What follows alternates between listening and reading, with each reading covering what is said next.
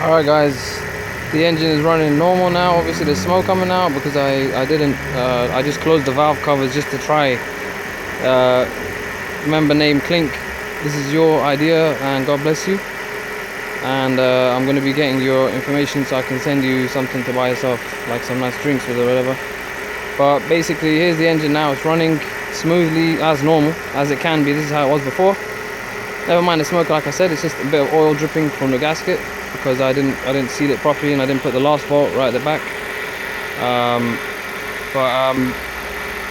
It's running normally, man, so that means Clink was 100% right. Once again, the symptoms to help anyone else in the future. It was a cold start, started the car up in the morning. The car ran really badly, like a very bad misfire. And it just died within about maybe 20 or 30 seconds and it never started again, and it's been like this for 3 weeks. You know, I checked everything, spark, fuel, timing chain, all that stuff. Was thinking the worst, thinking that the valves maybe hit the pistons or something, you know, maybe the timing chain jumped. It didn't jump.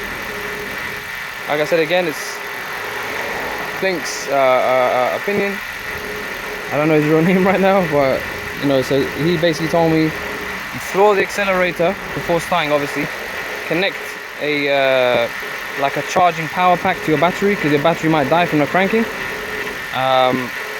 And basically you crank it for like 20 to 30 seconds, maybe something like that. Less than 30 anyway. And you're basically trying to force the car to start. But I must clarify that I also turned the engine by hand 8 or maybe more times. I wasn't exactly counting, but I did it a lot. I just kept turning it to see the chain is not broken, all that kind of thing. I just kept turning it just for my satisfaction, just to see that, you know, it looks like it's working as normal. So that may have helped as well, I don't know, because I didn't crank it for 20 seconds. I cranked it for like less than 10 seconds.